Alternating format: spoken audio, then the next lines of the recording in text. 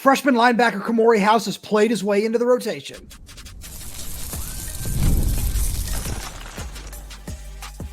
You are Locked On Huskies, your daily podcast on the Washington Huskies, part of the Locked On Podcast Network, your team every day. Welcome back in to another edition of the Locked On Huskies podcast. I'm Roman Tomashoff. That's Lars Hanson. He's site editor with Athlon Sports Inside the Huskies. I'm the site editor with Huskies Wire. Thank you for making this your first watch or first listen of the day, as we are part of the Locked On Podcast Network, your team every day. And this episode is brought to you by FanDuel. Now through September 22nd, all FanDuel customers give it $5 and get a 3-week free trial of NFL Sunday Ticket from YouTube and YouTube TV. Visit FanDuel.com/LockedOn to get started. Lars, we've got a really fun show coming up for the Everydayers today. We're going to be talking a little recruiting, talking Ladarian Clardy, and his new commitment date. He has set a new commitment date. We're going to get into Landen Hatchett, whether we think that he should start in week 1 or not, just based on what we've seen from the mock game and everything like that. But we've got 3 risers from Washington's fall camp that we think have really played their way into a whole lot more playing time for one reason or another.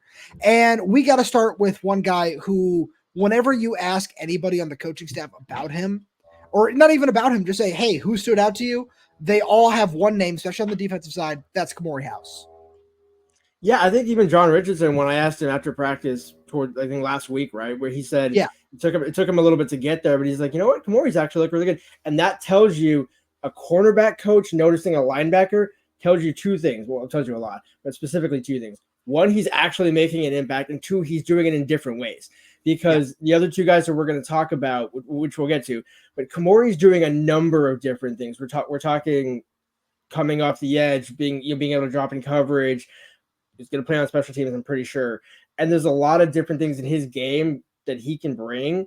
That's why he's one of those guys where, as we've talked throughout fall camp, it's who's going to give the coaching staff, or like they're going to force their hand to not play him. Like, you cannot keep me off the field. Khmori has given the coaching staff no reason to keep him off the field. Like, he has, if there's a couple other freshmen who certainly earned it on both sides of the ball, but Khmori, I think, has been a guy where I thought this would probably come next spring because I just didn't see this jump coming as quickly. And there was no disrespect to Khmori. I was just kind of envisioning, especially when you looked at the transfers and other guys and the veterans in the room, I'm like, right, that might be kind of hard for him to crack. And the veterans are still good. But Khmori might almost have his own position and role on this team. Yeah, and so I hear what you're saying. It says more about Khmori than it does the other guys in the room, how much he's improved and how much he's stood out. Where I remember I've talked to a couple of friends of mine about this who, were at the mock game and a few other things like that, where they said, yeah, whenever you see Khmori in person, his speed just really jumps off the table at you. And that's a big reason why. And the more you just dive into what this coaching staff has been doing with him in this defense, you see somebody who's coming on a lot of blitzes. He does a really good job with his vision. And where, you think about his time at St. John Bosco, he spent a lot of time as an outside linebacker, edge rusher kind of guy. And now moving him to the inside, this defense still does a lot to make sure that he plays to his strengths in the best possible ways, which is using his speed, which is hitting gaps. And as he continues to add weight and gain weight, where I don't think he's ready for a full-time role at middle linebacker, where he's still listed at 217 pounds, I believe. But that's good enough to, make an impact in spurts. And, whether it be 5-10 snaps a game, come off the edge as just a speed rusher where, it might not necessarily be designed that way, or come on a stunt or do a whole lot of different things. And it's been really exciting to watch him because just every time you see him, like I said, it doesn't matter who you ask. His speed, his athleticism, just some of those abilities really pop out at you. And we want to get into another linebacker here who really has stood out, and that's Drew Fowler.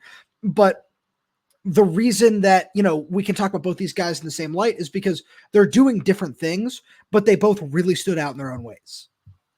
Exactly. And they also bring 2 different things to the table. Khmori brings the speed, youth, and kind of almost just kind of that new dog on the territory. He kind of just running around trying to get the lay of the land, and he's doing really well at it.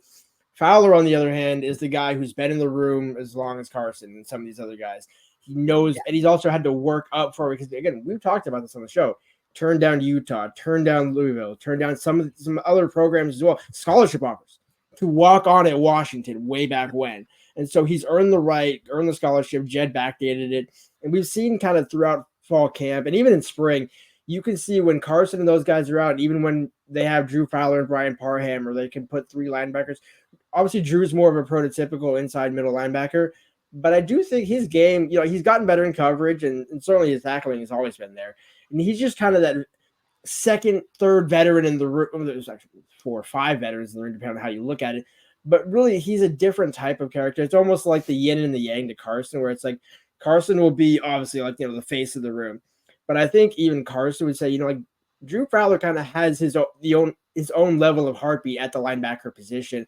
And I think that veteran presence is what's helped guys like Khmori see the field, because these older guys have been able to help along with the coaches, pick up the scheme. Because again, these guys were helping each other. That's the one thing I picked up from Jedd's post-game remarks is these guys were all trying to build each other up, because there's no sense in not helping each other given this. They're all brand new for the most part. Yeah, absolutely. See, I looked at this a little differently with Drew, where we've spent so much time on the show. Just everybody who covers the team has spent so much time, and rightfully so, mind you, talking about Alphonso Tuputala and Carson Bruner, the guys that are starting, even to an extent Brian Parham, who has a whole lot of production to his name from his time at San Jose State. But Drew is a guy who, while he doesn't necessarily have the production, spent so much time as a walk-on, he's a guy, whenever we've watched him, he just is always very assignment sound. He always knows exactly what he's supposed to do. He's a guy who's worn the headset at times, and he's a guy who, we got to talk to him a couple weeks ago. The more you listen to him and the more you watch him play in the scheme at practice, the more you certainly would feel comfortable with him leading the defense if need be. Where I think that's one of the reasons we wanted to make sure that he was on this list is, yeah, Washington's got some really nice top-end depth at linebacker. There's some really nice top-end names. Again, with Bruner, with Alphonso. Like, if Carson Bruner's the best linebacker in the Big Ten, we're not going to be surprised.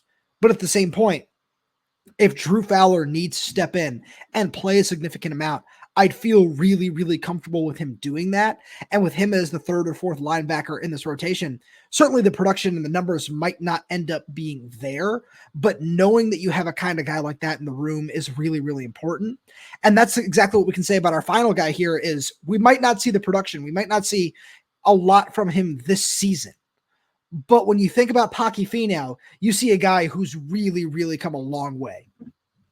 Oh, absolutely. Well, I think that was the other side too, because I remember, I don't know if I mentioned it to you in the spring, but we kind of just thrown out, and I know it's not necessarily new or, revolutionary, but Troy Fautanu was kind of a name where I thought of when I saw him work at guard in the spring, and I kind of thought to myself, if he can get a little bigger, he's got the athleticism. I know Scott Huff, who recruited Troy Fautanu now with the Pittsburgh Steelers, to Washington. So you could kind of see that Huff, and he saw the similar body types in that regard. But I think Paki is the one area that I think I've seen him improve the most strength. Like it wasn't that he was weak before, but he does not look like a true freshman offensive lineman.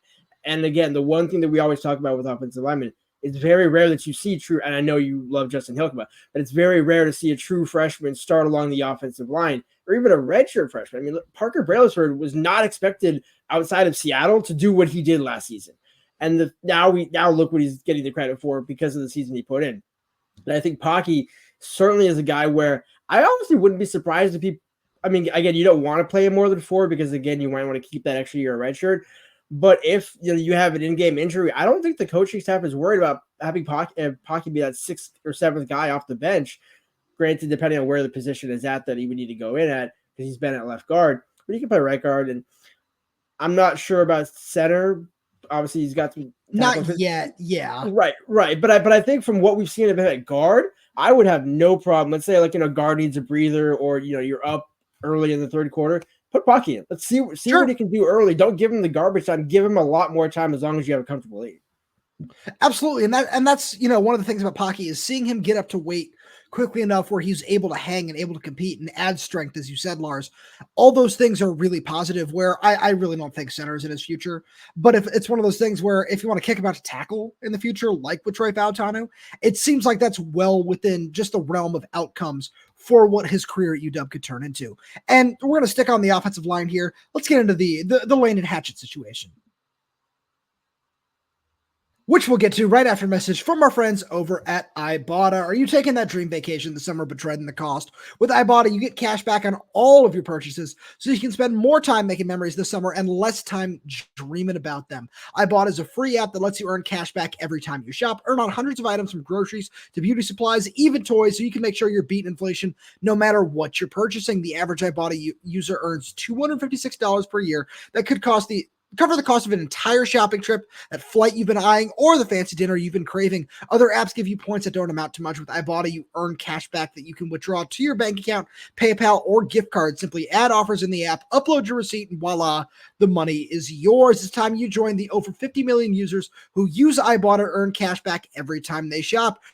Right now, Ibotta is offering our listeners $5 just for trying Ibotta by using the code LOCKEDONCollege when you register. Just go to the App Store or Google Play Store and download the free Ibotta app to start earning cash back and use the code LOCKEDONCollege. That's IBOTTA in the Google Play or App Store and use code LOCKEDONCollege.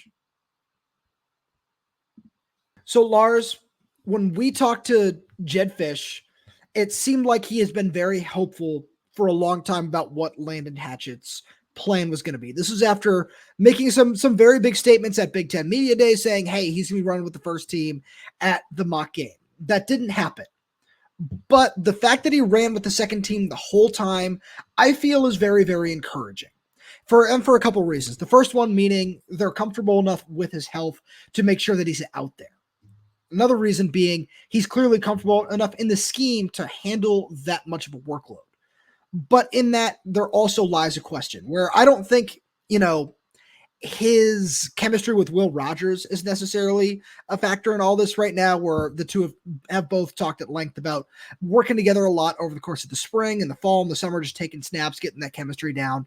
But the question is the coaching staff holding him back just in terms of they want to feel a little bit more comfortable with what they've seen from him, or are they just not ready for him to start the season with the first team? I think it's the latter, and the reason why I think it's the latter is why he went on and got a 6th year or 5th year senior senior transfer in D'Angalo Titialii, because you knew that Landen would be back this season. There was no question he would be back this season. It was always when, and because you don't want to necessarily, if you don't take D'Angalo, you are now thrusting Landen back in there, whether he's ready or not, or you're rolling Parker Cross or Michael Watkins or pick whoever you want to put in there. Probably Zach Henning will get a nod on some level in there, given that he did in the spring. But I think the coaching staff made the right decision to go out and get D'Angalo, give him the first crack, knowing he's a veteran, so he's going to be able to, he's been there, he's done that. You don't have to break him in or anything like that. And honestly, the center exchange with Will hasn't been a problem. At least, again, there's been some bad snaps, right? Outside of the first couple of days, the first few days there were some bad ones, but since then, you're right. It's really been honed in. See, I feel like this kind of presents another question though, where when we look at this, it's all right. What are the splits going to look like for the first 2, 3, even 4 weeks of the season?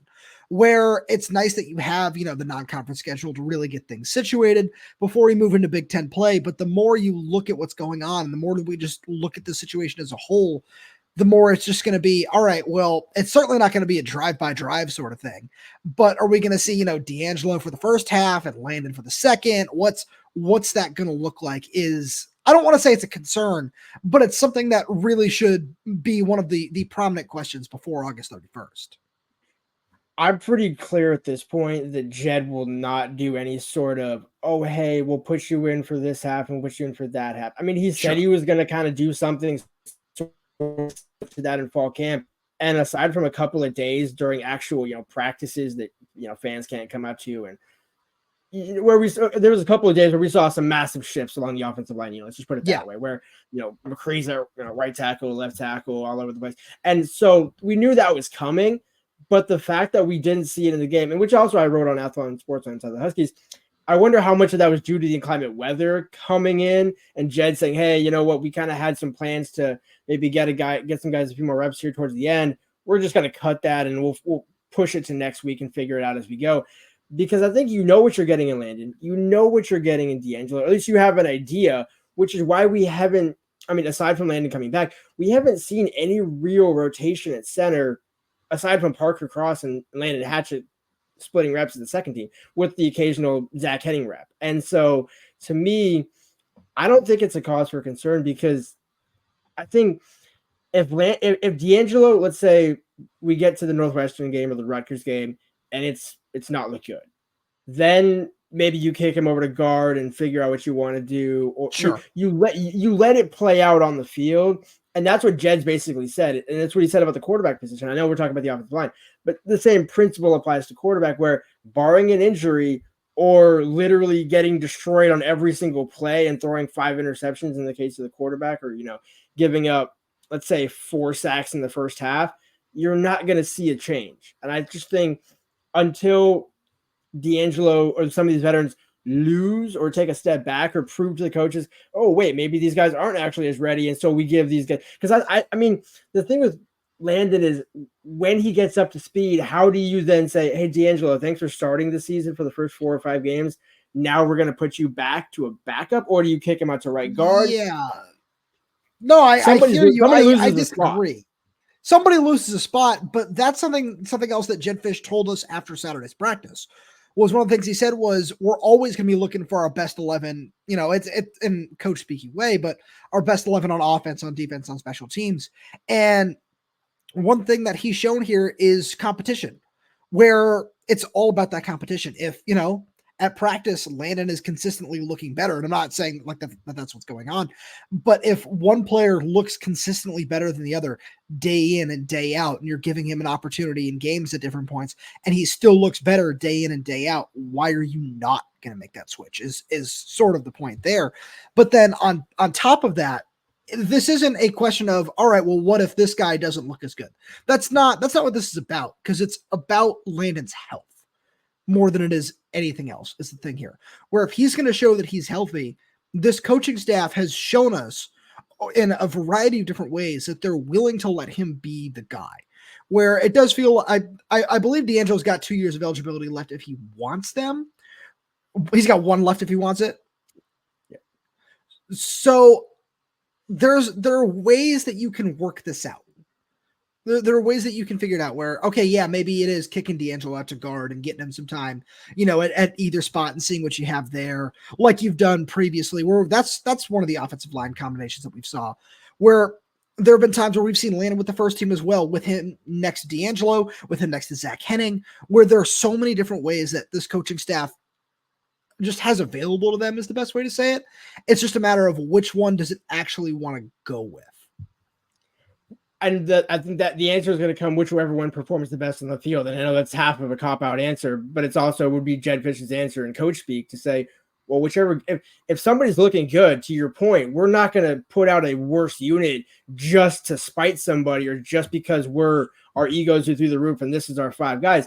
Jedd also did say on Saturday, we don't have any starters. We don't know who our 11 are on both sides of the ball, which is kind of a white lie, because at least a dozen or so, if not more, starters. I'll bet you $100 Will Rogers starts at quarterback against Weber State, but I caveated my story on Saturday by saying it's more likely than not, which again, yeah.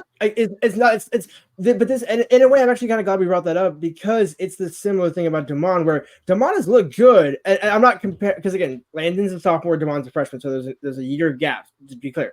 But I say the reason why I'm bringing this up is because Will hasn't done anything to lose the job. If D'Angelo doesn't do anything to lose the job, you can try and get Landen as much game reps as possible, but you're not going to do it if D'Angelo is holding it down. The question becomes, let's say D'Angelo holds it down at center, but you have a right guard, let's say the right guard, or let's say we don't expect it. We don't expect an Enoch to struggle either, but I don't think we expect of the 2 guard to struggle. So, but I'm saying you could put Landen at left guard or right guard, more so probably right guard, just because that just seems to make more sense at this point. But in that vein, it's a good option to have, because if your problem is how, where, and when do we play Landen Hatchett, that's a good problem to have, because that means everything is going right now. If you say, oh, no, you know what? Oof, no, we need to get Landen in now. Let's go. Obviously, it's good that you have him, but that's more of an indictment of the current situation. I agree with you there. I just think that the one thing I take issue with what you said is it's not necessarily, oh, he's doing something to lose the job. It's what are you doing to keep the job? That's more of the atmosphere and the culture that Jedd Fisch is trying to create. It's pushing everyone to be their best self every week, which is good, and obviously that's exactly what you want. But it's if D'Angelo is looking good, that's awesome, that's great, that's exactly what you want in the middle. But if Landen is pushing him every week and doing his best and looks better than him in some areas, what's the harm in trying that out? And again, there's so many different ways you can do this. The one way I think that, as you were saying that, it came to me, D'Angelo starts against Weber State, Landen starts against Eastern Michigan, and then you figure from the two which performance was better, because they're both equally non-conference opponents that Washington should win handily. Sure. Respectfully, I know the Montana game, all things considered. We're not doing those flashbacks today. But this is not, yeah, exactly. But that's what I'm saying. That makes the most. I could see that being a case. Whereas I don't see that at quarterback. Like Will's going to start every game. Landen, I could see starting against Eastern or maybe against Washington State, depending on where the coaches feel like he's at fully. He'll get at least one start in the non-conference, and then they'll go from there and say, okay, you know what? Actually, Landen did look better. I mean, D'Angelo looked good initially, but at the end of the day, Landen's the guy. D'Angelo will figure out what to do with you. We'll find a spot for you because you're a veteran. That's a good problem to have. Yeah, absolutely. And I feel like that's the main point I want to get across here. If they're both healthy, if they both look good, it's a good problem to have. And all of a sudden, this offensive line that there are a lot of questions about gets a little deeper. But Lars, Ladarian Clardy has set his new commitment date, which we'll get to right after a message from our friends over at FanDuel. You've heard us talk a lot about FanDuel, America's #1 sportsbook. Well, we have something a little different for you now through September 22nd. All FanDuel customers can bet $5 and get a 3-week free trial of NFL Sunday Ticket from YouTube and YouTube TV. Then with a YouTube TV base plan, you'll be able to watch every regular season Sunday afternoon out of market game. All you need is a Google account and a current form of payment, and you can cancel anytime. Just visit FanDuel.com/LockedOn to download America's #1 sportsbook. And I'm going to keep hitting the well because Paul Skeens seems to just basically have NL Rookie of the Year locked up. I've been impressed with Jackson Merrill and James Woods coming along as well over there, but love Paul Skeens. I still think that he deserves to win that award. And Chris Sale is still the favorite for NL Cy Young, but Paul just continues to look better and better every week. I'm going to continue pushing this agenda because I'd love to see him win it as a rookie. He's looked fantastic, looked nearly unhittable at times, and he's a lot of fun to watch. And you should check out his odds over on FanDuel. So, Lars, I cannot tell you how many questions I know I've gotten over the last couple of weeks, and we love our everydayer. Shout out to all of you, because all this means is that you're passionate and you love all of this, which is great. And that's exactly what we want to hear out of this. Ladarian Clardy has set a new commitment date. He was originally set to commit on August 3rd, and now he's going to be committing on September 21st. And he told On3's Chad Simmons that he's going to be taking a few visits before then. And I don't think either of us would be surprised if he makes his way back up to Washington again. Well, so if you think about that, does that mean he comes up and commits at the Apple Cup? Because if he's committing on the 21st, that would be the cutoff date of which games he could come up for. So it would be that. I just don't think that's the game. If he does end up coming back up here this fall, that's not the game we see him at. Where I'm sure if he's talking with the coaching staff, they'd want to get him to a game at Husky Stadium to get that sort of feel and energy instead. Where, of course, like the Apple Cup, the rivalry and all that is great. But wouldn't you rather see him take a visit to a game at Husky Stadium compared to at CenturyLink? I'm so glad you mentioned that. And we'll keep this in, but that's just so funny that although I will say, like, the year that they did play at CenturyLink or whatever it was, Questfield, I think at the time, who knows? They actually did bring recruits there, so it was like it's an interesting sell. And if you think about it, actually, Jedd Fisch NFL sell, I can kind of see a world in which that's a thing. No, absolutely. By the way, we know it's Lumen Field. I still call it CenturyLink because that, but it looks like it's a 3-horse race again. I know you've been, quick to say, I don't know about FSU, but he took an unofficial visit there, looks like within the past couple of weeks, and still has some really nice things to say about them. So it seems like they've kind of jumped back into the race, but it's still Ole Miss right there. And that's where all the crystal balls are right now. But it still feels like Washington is a major player for him. Oh, without question. And I think, again, this is always said, the longer it goes, the better it is for Washington. And if you think about some of these other battles that we've seen over the years where, oh, he's leaning to this school, he's leaning to that school. Oh, wow, he committed to Washington? Oh, interesting. Like and we can go through Josh Calvert, Sean McGrew, and throughout the years where there's always, now again, this is a kind of a special case because it's a guy all the way across the country in Florida. Yeah. So to pick Washington, I don't think anybody would pick Washington aside from probably us. But with that being said, until like it was more than dead obvious. But I almost think it's like it's been obvious because everything that Ladarian has said, the obvious hurdle is the distance, or on some level. And I'm not saying it's an issue, but I'm just saying like I could see that being a hurdle. But again, if he's coming up for multiple unofficial visits, to me, maybe not like so much. Exactly, and this all leads into the longer it goes. I know I'm repeating myself. I've said it on multiple shows now. The longer this goes, and if he happens to kick it back one more time, I honestly think once he sees Steve Belichick's defense, and I know it's the Washington defense, but let's just call it the Steve Belichick defense for easier sake, that's going to really start to tilt the turns. So we could tilt the tables because FSU's defense, I mean, that's staying home. Ole Miss, the SEC, and playing, I think Ole Miss is on the rise, but they never end up truly being that team they probably should be, especially with the amount of resources that Ole Miss has and Lane has down there at Oxford. And then you have Jedd Fisch in an NFL city with an NFL team. You can have NFL coaches come by practice. I think to me, you're going to start seeing all these things, these dominoes that Ladarian has seen over the months say, you know what? Yeah. I don't even have to force it now. Washington is the easy choice for me because I've let it play out. Whereas if he made an earlier decision, I think he would have committed to one of the closer schools to him. Sure. And it would have been like a signing day flip to Washington. Sure. And, obviously you can never rule anything out. But just the more I look at that situation, I really like everything you're saying there, where the relationship piece is one of the things that he's talked about being really, really big on.